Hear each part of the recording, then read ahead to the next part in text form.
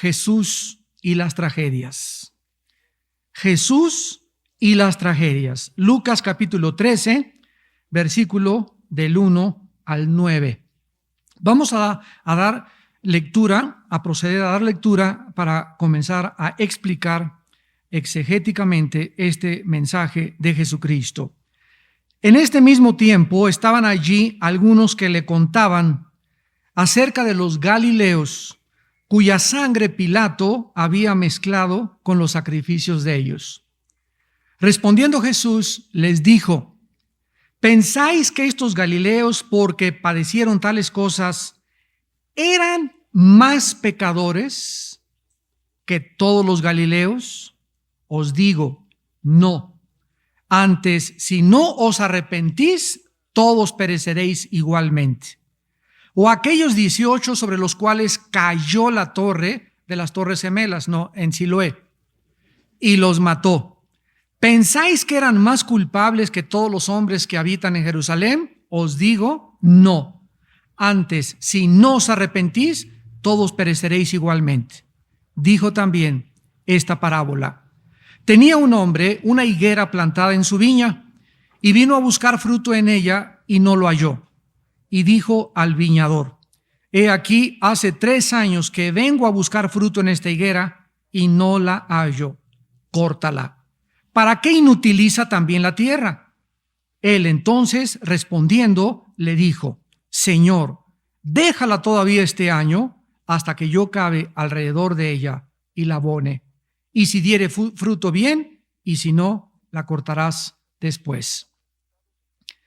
Una de las peculiaridades o fenómenos que suceden después de que oímos que sucede una tragedia, por ejemplo, después del 11 de septiembre, cuando las Torres Gemelas de Nueva York fueron derribadas por aviones guiados por fanáticos radicales islámicos, hubo mucho debate acerca de quién tenía la culpa. ¿De quién fue la culpa que las torres hayan caído? Unos decían que había sido la obra de Satanás. Y hasta tuvieron reuniones en Nueva York: Satanás, te reprendemos y te impedimos, y es que porque no cubrimos la ciudad de Nueva York, etcétera, etcétera. Otros, que la gente que había muerto en las torres se lo merecían, porque eran una bola de pecadores todos los que estaban allá adentro. Y otros comenzaron a decir que no fue ni el diablo, ni tampoco lo merecían, sino que simplemente fue el dedo de Dios. Sin embargo, hubo también personas que argumentaron que no se debería de culpar a nadie, que estos sucesos trágicos y estos acontecimientos que suceden, simplemente suceden sin que tengan ninguna explicación o lógica o razón de ser, que son simplemente forman parte de nuestra vida diaria. La pregunta en esta noche que vamos a contestar es: ¿quién tiene la razón? ¿A quién culpar? El Señor Jesús se enfrentó con este dilema. La Biblia, como lo hemos podido comprobar a través de todos los estudios que llevamos y los que tú vas a tener en tu casa y con tus pastores y etcétera, etcétera, vamos a ir descubriendo que la Biblia tiene respuestas para todas las incógnitas e interrogantes del ser humano. Entonces, Dios anhela que nosotros entendamos esto y que profundicemos en su palabra, porque todas estas preguntas que tenemos, ¿de dónde? ¿Quién creen que hizo la mente? ¿Quién hizo la razón? ¿Quién hizo la lógica? Dios permitió y nos dio y creó esta mente que tenemos para que le encontrásemos buscándole. Pero no podemos esperar: quiero saber esta respuesta y quiero saber esta respuesta, si yo no estoy buscando la respuesta en el lugar adecuado, que es la palabra de Dios. Entonces, Cristo se enfrenta con el mismo dilema aquí en Lucas 13, y la respuesta que Cristo les da a todos sus contemporáneos los asombró definitivamente. Vamos a ver que en este estudio, en esta historia que vamos a continuación a leer, comienza Cristo describiendo 2 tragedias. En primer lugar, Pilato y los galileos, y en segundo lugar, la torre de Siloé. Los galileos eran conocidos como rebeldes, tercos y criminales, y Galilea, la zona norte de Israel, era conocida como el lugar de los celotes, con Z, de los celotes, que eran un grupo de judíos que se dedicaban a planear o a conspirar para el derrocamiento del Imperio Romano. Aparentemente estos galileos hicieron algún plan o alguna conspiración en contra del gobierno romano, en contra de las autoridades romanas, y Pilato, que era el gobernador en aquella época de toda esa provincia, descubrió el complot o le llegaron los espías a decirle, y entonces él tomó cartas. ¿Qué es lo que pasó? Pilato, ya sabiendo el complot que iba a suceder, esperó que los conspiradores llegaran, y entonces estos conspiradores, cuando llegaron a Jerusalén para ofrecer sus sacrificios, Pilato los rodea con los soldados romanos y los matan a todos en el lugar que ellos se creían seguros, que era el templo judío. Como resultado de esta matanza, la sangre de todos estos celotes o de todos estos judíos se mezcla con la sangre de los sacrificios que estaban ofreciendo. Y el mezclar la sangre humana con la sangre de los sacrificios de los animales era una profanación, era un sacrilegio para los judíos, y mucho más cuando era la matanza de parte de los gentiles. Por eso dice, en aquel tiempo, algunos le contaron, versículo 1, acerca de los galileos cuya sangre Pilato había mezclado con los sacrificios de ellos. O sea, era una noticia que había llenado de vergüenza y de oprobio, estaba fresca, y se acercaron con Jesús y le dijeron, oye, ¿qué acaso esos galileos realmente se lo merecieron, verdad? Lo más seguro es que Dios los permitió que se murieran y que los masacraran porque eran más pecadores que ellos. Jesús, anteponiéndose y sabiendo lo que pensaban, les dijo en el versículo 2, ¿ustedes piensan que estos galileos, porque padecieron tales cosas, eran más pecadores que todos los galileos? Y esta es la forma y el razonamiento de pensar a través de la historia. ¿Cuántas veces nosotros hemos concluido de la misma forma equivocada? No, a ese hermano le chocaron el coche porque seguro vive en adulterio. Pues le cayó en el temblor ahí en Tlatelolco en el 85 el edificio a todos los que murieron porque seguramente eran más pecadores que otros. Y comenzamos nosotros a creernos que somos menos pecadores que los demás.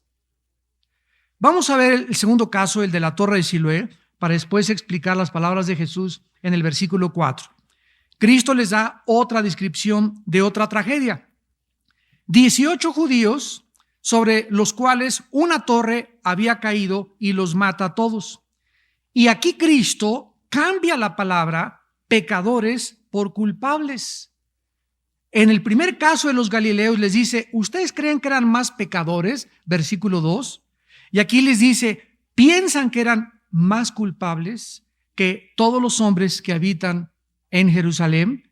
Esta segunda historia era también muy conocida, en la que se involucra una torre que estaba muy cerca de Jerusalén, que se llamaba la Torre de Siloé.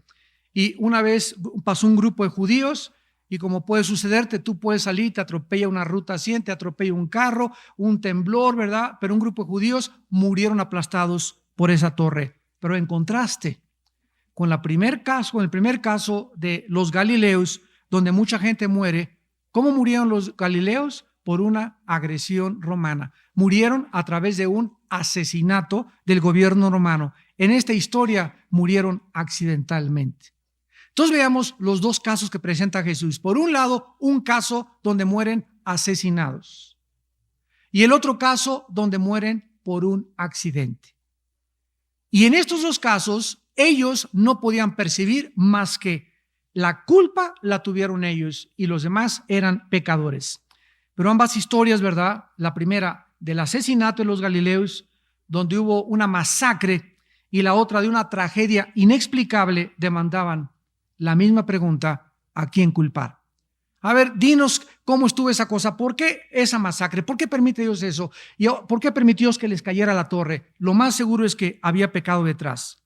Después de contar la historia, Jesús, de estas dos tragedias, comienza a anticipar sus pensamientos y les dice en el versículo 2, ¿piensan que estos galileos, porque padecieron tales cosas, eran más pecadores que todos los galileos que sufrieron de esta manera? Las personas en tiempos de Jesús creían que los que se morían atropellados, los que se morían masacrados, los que se morían en accidentes, eran personas que no eran dignas de ser cuidadas por Dios, porque el pensamiento que prevalecía que si a mí no me pasa nada y yo tengo salud y estoy disfrutando de todas las cosas, es porque estoy en gracia delante de Dios y porque soy más bueno que los demás.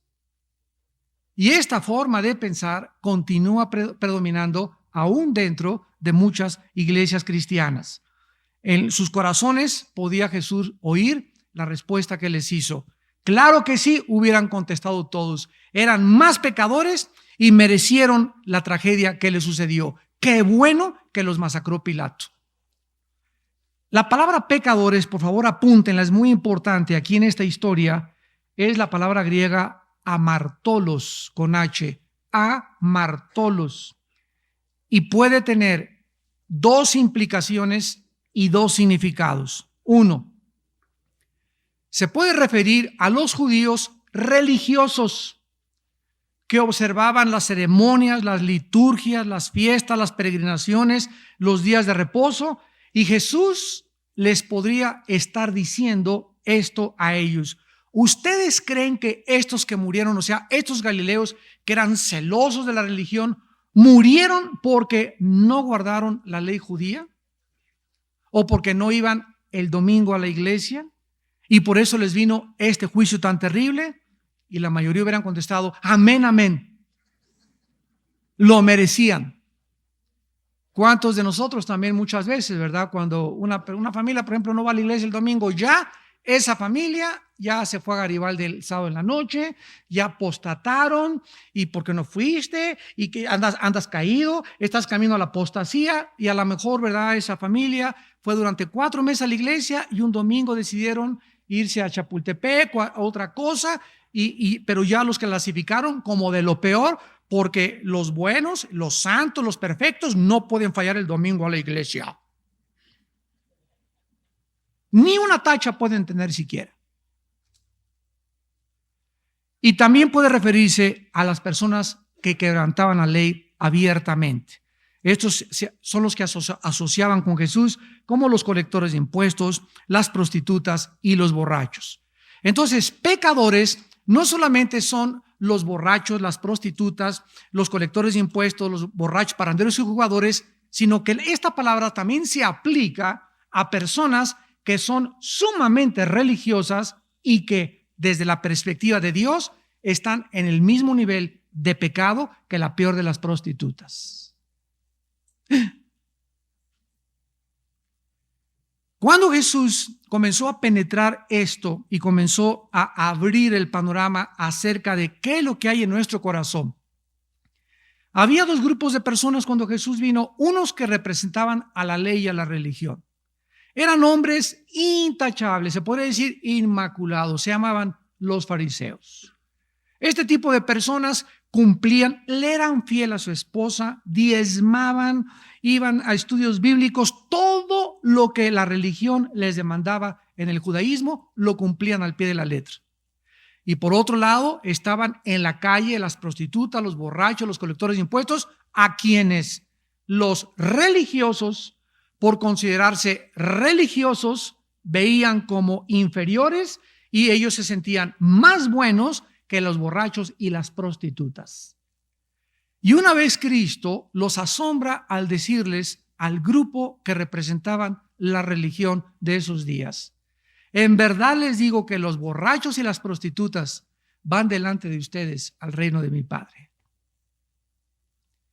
Y en ese momento nosotros, pero sí, yo le he sido fiel a mi esposo siempre, nunca me he divorciado, nunca he hecho... El mochorejas, ese sí es pecador, ¿verdad? Y el que le cortó en pedacitos al niño, ese también es pecador. Y la prostituta que está, esa también es pecadora. Yo nada más en mi mente le he sido fiel a mi esposa, ¿verdad? Y veo pornografía de vez en cuando escondidas, una canita al aire, pero no como ese que le dicen Juan Camaney. Y esta manera de pensar en la que nos comenzamos a colocar, porque no hemos hecho los pecados que nosotros, desde mi perspectiva, desde mi juicio, considero más graves, como secuestrar, matar, asesinar, etcétera, etcétera, me considero mejor que los demás. Y esto es precisamente lo que Jesucristo quiere en este momento atacar Estas personas, las prostitutas, los borrachos, eran catalogados como de lo peorcito, como dicen, de lo piorcito aquí en México, en Tepito. Porque nadie que era religioso podía tener la dignidad de ni siquiera juntarse con ese mugrosa harapienta, con esa mujer como Magdalena prostituta, con ese borracho, con ese Mateo colector de impuestos. Los marginaban totalmente y había una gran división entre los buenos y los malos de acuerdo al pensamiento religioso de los tiempos de Jesús. ¿Y acaso no es lo mismo en nuestros tiempos? En mi propia familia, para no irme tan lejos, ¿verdad? Yo tengo tías por allá muy lejanas y bueno, inmaculadas en su religión y comunión diaria, etcétera, etcétera. Y una muchacha, una prima mía, me acuerdo un día que se divorció y le dijo a su mamá: no quiero ni que entres a la casa jamás con ese niño que tienes, porque no es digno, es un hijo bastardo, has manchado el nombre de los Richelieu. Hay una película que acaban de pasar ahorita de la vida de 3 monjas, ¿cómo se llama? En el nombre de Dios. ¿Qué película donde se retrata exactamente qué es la religiosidad? Muchacha que se embaraza, la otra que las catalogan, las corren en sus casas y las meten a un convento de la vida real, y las monjitas eran peor que el mocho orejas. Increíble la forma, bueno, sin compasión, sin misericordia, manejando todos bajo amenazas. Entonces nos damos cuenta, ¿verdad?, que algo está aquí descompuesto en el mundo que nos rodea. Hay valores equivocados.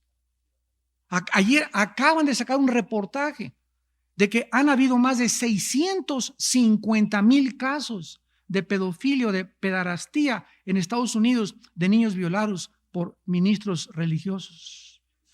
Más de 500,000.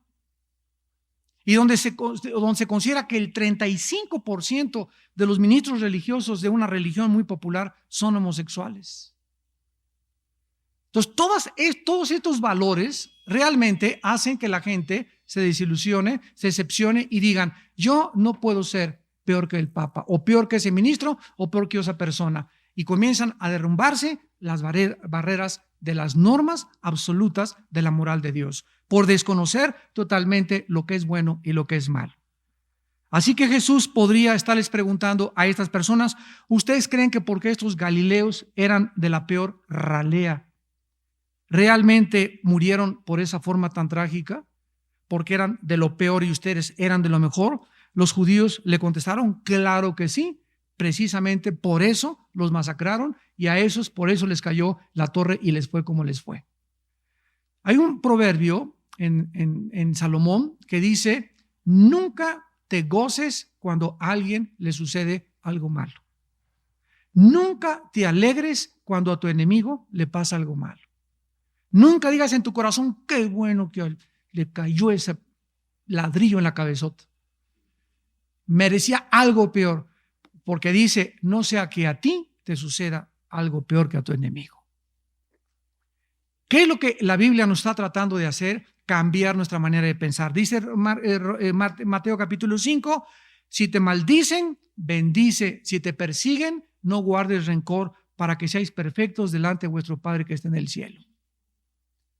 Ahora, ¿qué se encierra detrás de esta actitud de carácter que Dios nos quiere revelar en las Sagradas Escrituras, al no gozarnos cuando nuestros enemigos fracasan, les va mal, o quiebra su negocio, o los atropellan, o inclusive se mueren? ¿Por qué no debemos tener este carácter? Porque lo que les estamos deseando a ellos, dice la Biblia que hay una ley de la siembra y la cosecha, no solamente monetariamente, sino también espiritualmente. El mal que tú le desees a cualquier persona, hay una ley que hace que ese mal te regrese a ti. Te regresa a ti tarde o temprano. Y el mal que tú hagas a tú tranza a alguien, te van a transar 5 veces a ti en los próximos 4 o 5 años. Tú pide prestado y no pagues, te van a hacer 10 cosas peores a ti económicamente en tu vida. Trata mal a tu esposa y no te imaginas cómo te van a tratar tus amigos y cómo te va a tratar Dios. A Dios nadie se le escapa. lo que sembramos lo recogemos tarde o temprano. Dios no puede ser burlado. Al final de la historia de la torre, Jesús también les hace la misma pregunta, pero con otro giro, ya lo vimos. ¿Piensan ustedes, versículo 4, que eran más culpables que las otras personas que viven en Jerusalén? Observemos ya que ya no usa la palabra pecadores, aquí usa la palabra culpables. ¿Qué significa culpables? Que estar en deuda con alguien. Estar en deuda con alguien. Pecador es hacerle mal a alguien, culpable es estar en deuda con alguien. Si tú crees que muchas personas, porque están en deudas o porque no le han entregado a Dios cuentas, les ha sucedido lo que les ha sucedido, te equivocas profundamente. Ahora, aunque sí es cierto que muchas veces a muchas personas les pasan muchas cosas por sus pecados, lo que nos trata Jesús de enseñar es lo siguiente: nunca generalices. O sea, el hecho de que a los secuestradores los agarran y los encierran y les pasa lo que les pasa por lo malo que son, y a la persona que hizo y a tu mamá que te abandonó y le fue como le fue, y a la prostituta, ¿verdad?, que hizo esto, les va a ir como les va a ir, no significa que a todos les va a ir igual. Ni que tampoco tú generalices que a todos les va a ir de esa manera, porque no necesariamente, como lo vamos a ver a continuación, es verdad en todas las personas. Vayamos al libro de Job, capítulo 22, y veamos que este razonamiento fue el mismo que tuvieron antes que los discípulos de Cristo, los amigos de Job. Job es un caso en la Biblia de un hombre recto, temeroso de Dios, apartado del mal, que verdaderamente ante la perspectiva de Dios era intachable. Oraba todos los días y era sincero, o sea, no era religioso como los fariseos, era un hombre sincero. Sinceramente amaba a su esposa, sinceramente amaba a sus hijos. Y era tan íntegro este hombre llamado Job, que vemos en el cielo, que se nos corre en el libro de Job, la cortina, y nos presenta el Espíritu Santo en el libro de Job, un escenario donde vemos a Dios y a Satanás. Aquí está Job abajo, bendecido por Dios, y en el cielo se nos corre la cortina y vemos a Dios y a Satanás. Satanás es un ser que siempre ha culpado a Dios de que las criaturas que él ha creado le son fieles y le aman y le permanecen leales a su servicio y a su adoración porque Dios las ha bendecido. Esta es la argumentación de Satanás. Entonces inicia este diálogo Dios cuando le dice a Satanás: ¿no has considerado a mi siervo Job? O sea, quiero decirte a ti, Satanás, que estás equivocado y te lo voy a mostrar con los demás ángeles. Este siervo que yo tengo es intachable y es justo y es leal. Y ahora te voy a demostrar que él es el mejor de mis siervos. Y Satanás aborda a Dios y le dice: ¿sabes una cosa? Otra vez te lo vuelvo a decir. Él es bueno, intachable, justo e íntegro porque le has rodeado, le has protegido. No me dejas a mí acercarme a él y así pues cualquiera te puede ser fiel. Y Dios le dice: ¿sabes una cosa? Voy a demostrar al universo entero que tú eres el mentiroso por naturaleza. Voy a quitar el cerco y te doy permiso que le hagas lo que tú quieras a mi siervo, menos quitarle la vida. Satanás se viene contra Job con todo lo que tiene, le quita el ganado, le quita a sus hijos, le quita su casa, le quita sus vestidos y además de todas las cosas que le quita la salud. Entonces, inmediatamente ante esta situación y ante este escenario, los amigos filósofos de aquel tiempo se acercan con Job, que tenían el razonamiento de no es posible que este hombre haya perdido todo y además la peor de las tragedias es que le dejó a la esposa. ¿Por qué digo la peor de las tragedias? No, porque ahí les encargo estar casado con una mujer como la que tiene a Job. Ahí les encargo. Lo primero que hizo esta mujer fue: maldice a Dios y muérete. Ya píntate, viejo. Ya para qué te quedas así, mejor córtate la garganta y maldice a Dios y ya desaparécete de aquí. Y Job, a pesar de todas esas cosas, soporta a su esposa, y lo más tremendo de toda la historia es que al final aparece la misma esposa dándole el doble de hijos a Job, mostrándonos el Espíritu Santo que las mujeres en las tragedias son más sensibles y más aprensivas que los varones, no todas, la mayoría. sea, emocionalmente es más susceptible la mujer de derribarse y desanimarse que el varón. Aunque, repito, hay excepciones de mujeres mucho más fuertes que muchos varones. Pero estamos hablando generalmente. Las excepciones no rompan las reglas. Y en Job 22, del 4 al 11, veamos el razonamiento de Elifaz temanita. ¿Y qué es lo que, de acuerdo a su concepto, le estaba pasando a Job? Dice Job 22, versículo 4, ¿acaso te castiga o viene juicio contigo a causa de tu piedad? Por cierto, tu malicia es grande y tus maldades no tienen fin. ¿Te suena conocido esto? Porque sacaste prenda a tus hermanos sin causa y despojaste de sus ropas a los desnudos.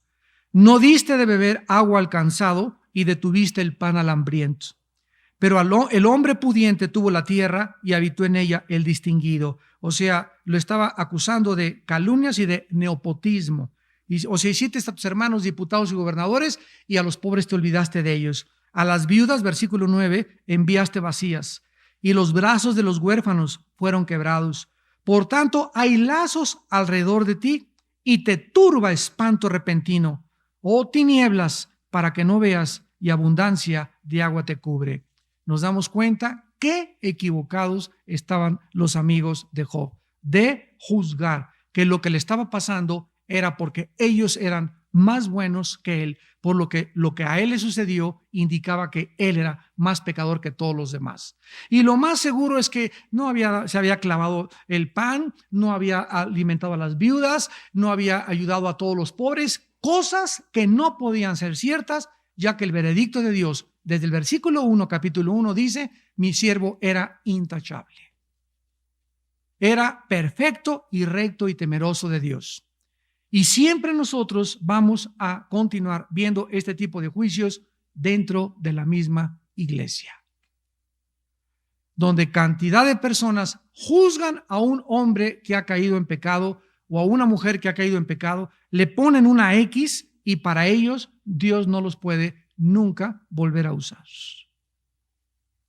¿Se imaginan ustedes el caso de David, que asesina y comete adulterio y la Biblia le llama un hombre conforme al corazón de Dios? ¿No se te hace esto una contradicción? ¿No hay una aparente incongruencia en estos pensamientos? Por un lado, un hombre es llamado conforme al corazón de Dios y por otro lado, adúltero y asesino. Te voy a decir cuál es el puente de esta aparente incongruencia que une los dos pensamientos y lo funde en uno solo. David fue un asesino y un adúltero. Escúchame, lo fue. Y cuando él obtuvo el perdón, eso que él hizo quedó totalmente borrado de su expediente, quedó sepultado bajo el océano y de ahí en adelante David comenzó a vivir conforme al corazón de Dios. Nunca se nos olvide que nuestros pecados Dios no se vuelve a acordar de ellos. Anoche me hablaron de Ciudad Juárez, un hermano discípulo que tuve hace muchos años y me dice, Armando, tenemos un caso en la iglesia de una señora que está perdiendo la razón. ¿Qué pasó? Me dice, mira, ya balbucea, dice cosas rarísimas, cambia la voz, etcétera, etcétera. Él dijo, bueno, mira, para comenzar, esa señora tiene un demonio, pero definitiva e inequívocamente. Y le digo, cuéntame más acerca de sus antecedentes. Y me dice, es una señora que tuvo un aborto. Y ya meses antes, en la noche se levantaba y decía, yo maté a un niño, no, Dios no me puede perdonar. Y durante muchos meses comenzó a traer del pasado el pecado que ella cometió. Y escúchenme, esta mujer se decía cristiana, pero esta mujer, como muchos seres humanos que están dentro de las iglesias, no es verdad que han aceptado ser perdonados en la cruz. Y siguen atormentándose y siguen viviendo y cargando con los pecados pasados. Y le dije a los pastores que me hablaron, porque nos pusimos en línea 5 pastores a través de celulares y de teléfonos y de Telcel y de todo y de radios. Estaban ahí 4 pastores en las 4 líneas. Y le dije, miren, es muy importante que esta mujer, en primer lugar, acepte a Jesucristo y crea lo que sucedió en la cruz del Calvario. Tal vez ni siquiera se lo han explicado en la iglesia. En la cruz del Calvario, Dios nos da un perdón en la que dice, si tus pecados fueren como el carbón, como la blanca lana vendrán a ser. Isaías 1:18. Hebreos capítulo 8, y nunca me acordaré jamás de tus pecados. 2 Corintios 5, 21 al 27, el que está en Cristo nueva criatura es, las cosas viejas pasaron, todas son hechas nuevas.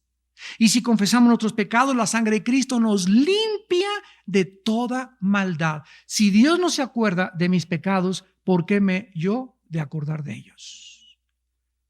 Y no es de que yo me acuerde, es que a Satanás le encanta desenterrar las cenizas y echártelas en la cara y decirte, mira lo que hiciste hace una semana, lo que hiciste hace 2 meses, lo que hiciste hace 5 años. Es que la persona que le cree y se abre ante este ataque de Satanás, no es verdad que cree lo que la Biblia dice, que en la sangre de Cristo hay limpieza.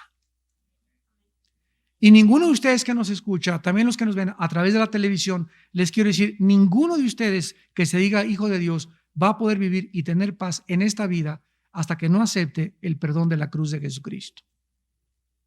No vas a tener paz, ni en tu matrimonio, ni en tu adulterio de hace 4 años, ni en los 3 abortos que tuviste, o si te embarazaste, ¿verdad? Todo lo que hayas hecho, hay perdón en la sangre de Cristo. Y mientras tú estés dispuesto a caminar con Dios, Dios nunca jamás volverá a desenterrar, porque el expediente fue roto y crucificado en la cruz de Jesucristo.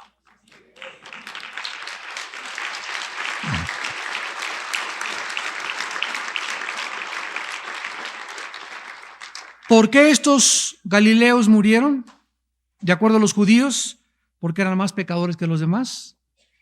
¿Por qué murieron las 18 personas al caer la torre de Siloé? Porque eran culpables de muchos pecados. Y sus pecados los alcanzaron y por eso fueron juzgados. Pero Jesús tenía otra perspectiva al respecto. Lucas 13, versículo 3. Y la respuesta de Jesús los ha de haber asombrado a todos. Os digo, no. Antes, si no os arrepentís, todos pereceréis igualmente.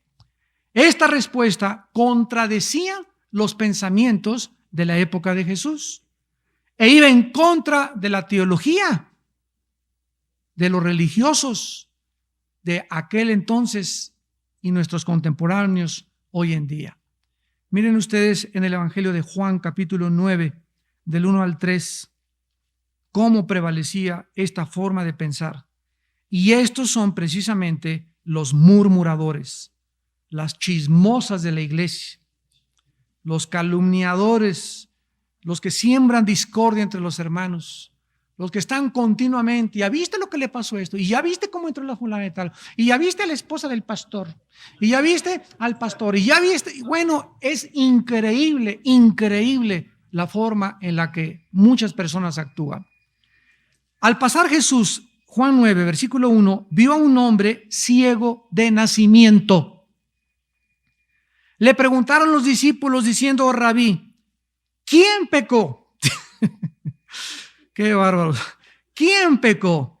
¿Este o sus padres para que haya nacido ciego? O sea, de acuerdo a los discípulos, ese hombre había nacido con una maldición. Y la ceguera, porque nació con síndrome de Down, porque nació con cojito, porque nació con un pie equinovaro, porque nació sin una mano, porque nació con una oreja más grande, es porque hay pecado en él o en sus padres. ¿No es verdad que así hemos pensado? Pero todas las familias que tienen hijos sanos y güeritos y todos son, no, hijos de Abraham. ¡Qué barbaridad! No cabe duda que necesitamos un lavado de cerebro. Respondió Jesús, no es que pecó ni sus padres, sino para que las obras de Dios se manifiesten en él. O sea, en ese momento, ese niño que ahí estaba ciego de nacimiento iba a ser sanado por Jesús. Y Dios había permitido que naciera sin la vista para que 4 o 5 años después viniera el Mesías y él manifestara a través de su ceguera el poder sobre la vista. Esta era la forma que prevalecía de todos los judíos, de todos los discípulos y de todas las personas que seguían a Jesucristo. Y repito, es el mismo pensamiento de nosotros hoy en día. Yo conozco por lo menos que el 95% de las familias que tienen hijos con síndrome de Down, esos niños han venido a ser los ángeles de ese hogar. Los ángeles de ese hogar. Qué terrible noticia cuando nace, tu hijo va a tener esto, aquello, y Dios mío, no sabemos qué hacer. Y lo primero que pasa por nuestra mente es, qué vergüenza, qué dirá la gente. O un niño descerebrado, ¿verdad? O un niño con parálisis cerebral. Hasta mucha gente, yo los veo caminar en las plazas públicas, les da vergüenza andar con sus hijos así. ¿Por qué habría de darles vergüenza? Porque la gente tiene la clasificación de las palabras de las personas bien parecidas, los fuertes, los guapos, las bonitas, que son los bendecidos por Dios. Es la forma de pensar de los seres humanos que Dios nos quiere cambiar. Todos nosotros hemos leído historias, sobre todo, ¿verdad?, en el siglo XXI, y sentimos algo de alivio, porque cuando algo va a suceder en nuestra vida, no significa que seamos necesariamente pecadores, ni que te atormentes porque me pasó esto, porque me pasó aquello, etcétera, etcétera. Si tú tienes paz en el momento de que te van en la ambulancia, si tienes paz en el momento que a tu suegra le cayó todo el techo de un edificio, o a tu esposo, ¿verdad?, o tu hijo, o lo que sea, etcétera, etcétera, en ese momento hay las dos perspectivas, ¿verdad? Puede ser que sí y puede ser que no. ¿Quién es el juez? Es Dios. Estas buenas noticias acerca de las tragedias y la forma como obra Dios va a darles en esta noche, y a través de los que nos ven por la televisión, otra perspectiva verdaderamente de la vida. Estas buenas noticias que Jesús les daba siempre estuvieron seguidas de malas noticias. Jesús les dice en Lucas 13:5, si no se arrepienten, todos perecerán igualmente. La pregunta relevante, y aquí terminamos, no era ni es a quién culpar, sino, ¿y tú qué onda? La pregunta es, ¿y qué acerca de ti? ¿Estás tú listo para morir?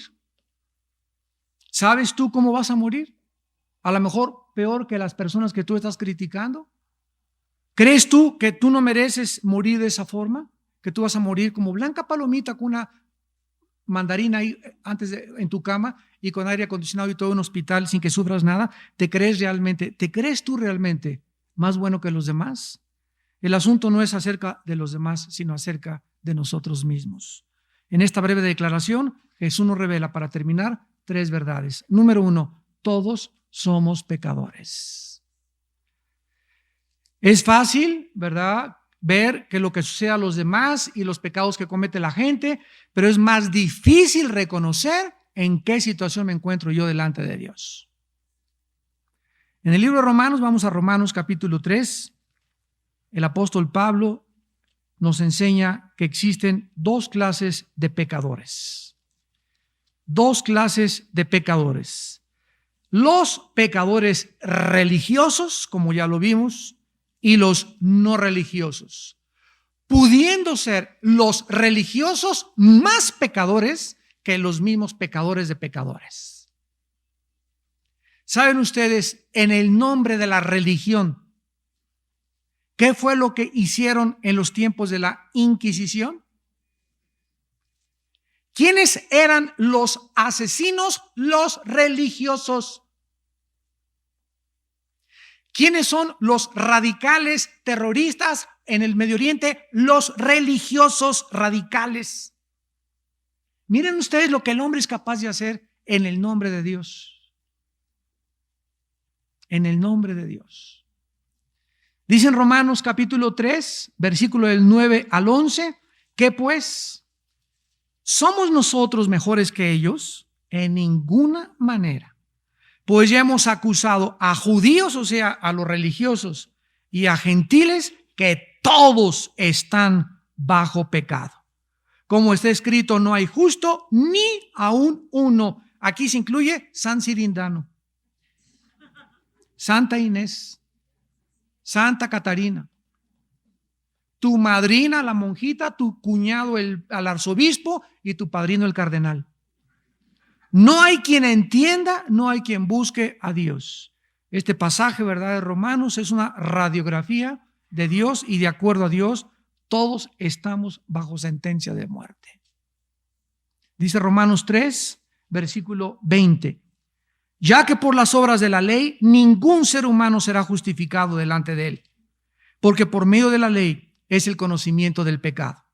Pero ahora, aparte de la ley, se ha manifestado la justicia de Dios, testificada por la ley y por los profetas, la justicia de Dios por medio de la fe en Jesucristo para todos los que en él creen. Escucha, porque no hay diferencia, por cuanto todos pecaron y están destituidos de la gloria de Dios, siendo justificados gratuitamente por su gracia mediante la redención que es en Cristo Jesús. Esta es la perspectiva y la radiografía de Dios.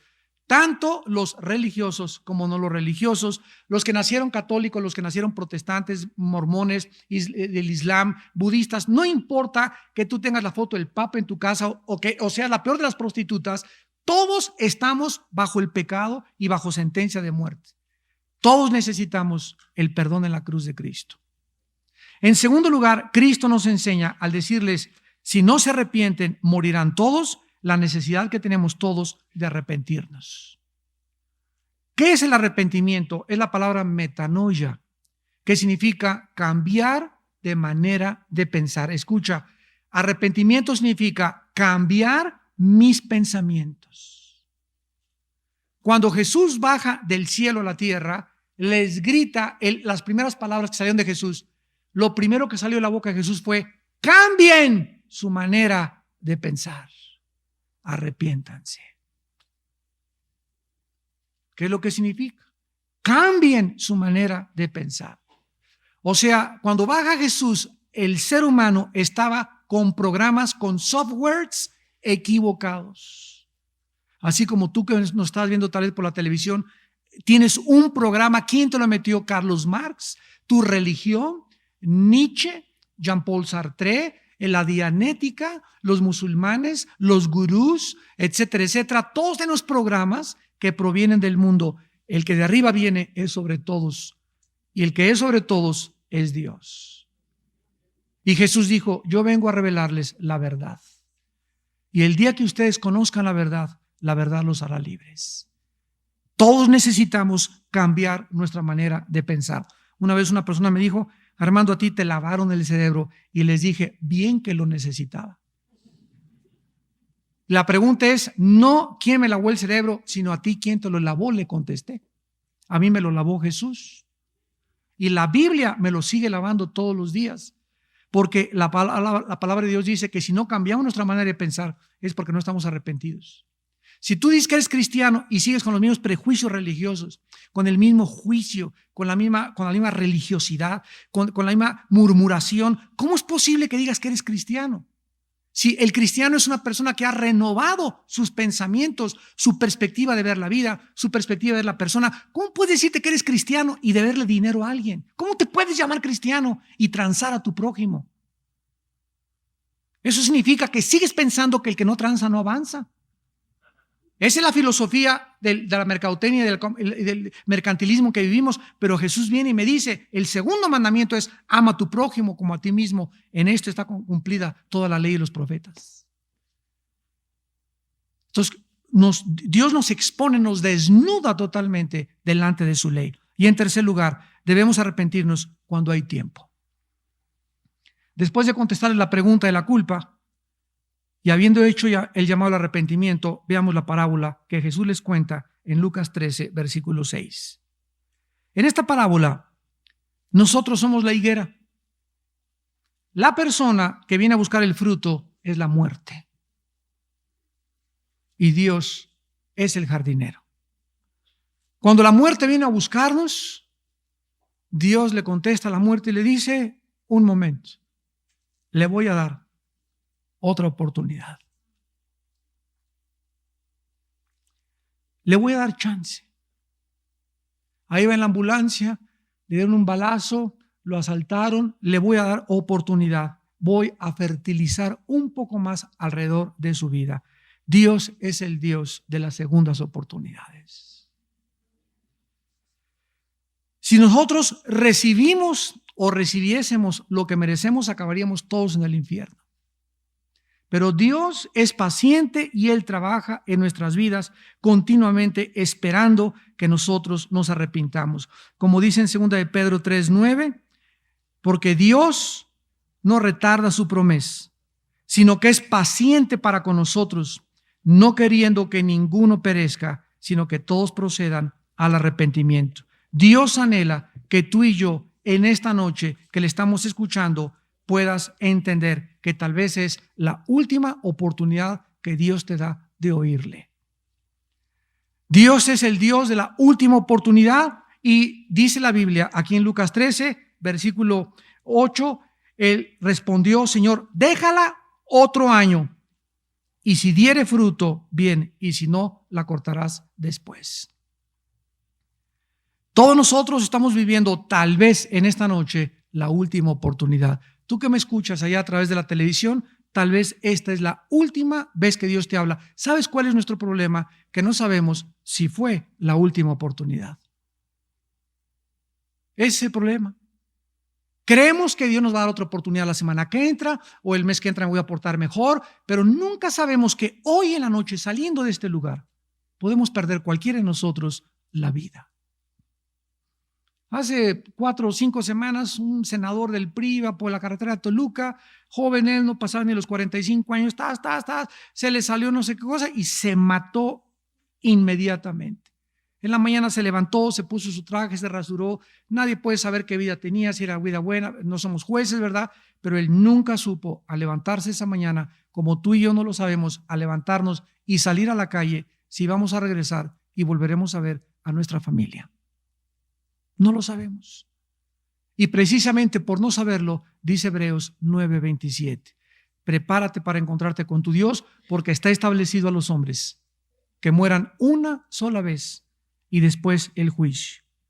Ya no te fijes en los demás, no trates de juzgar si merecía o no merecía aquello que ha sucedido, sino pregúntate a ti mismo en esta noche: ¿estoy listo para morir? ¿Estoy listo porque a lo mejor puedo morir a través de un asesinato, a través de una tragedia, a través de un accidente? Nunca sabemos cuándo, pero en esta noche prepárate para encontrarte con tu Dios. Oremos.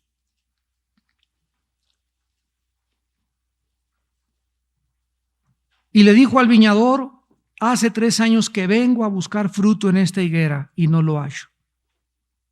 Córtala. ¿Para qué inutiliza también la tierra? Oh Dios, tú estás hablándole a mucha gente en este momento y le estás diciendo: hijo, hija mía, tengo muchos años esperando que des fruto.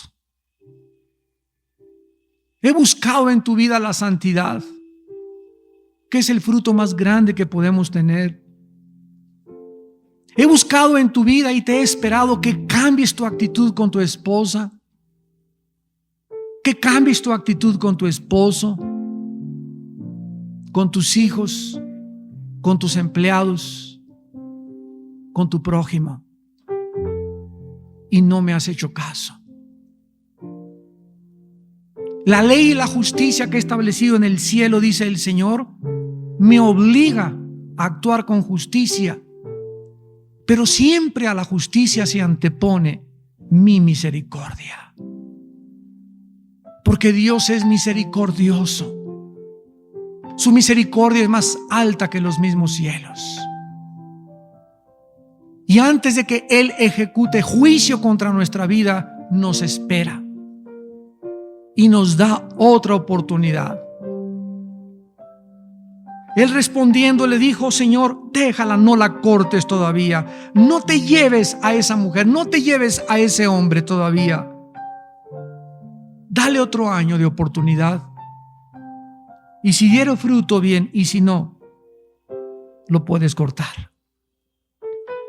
Padre, te damos gracias porque no estamos ninguno de nosotros en este momento muertos. Porque si estuviésemos muertos no podríamos hacer la decisión que podemos hacer. Porque después de la muerte ya no hay otra oportunidad nunca en la eternidad. Y la oportunidad que Dios te da en esta noche es que te arrepientas.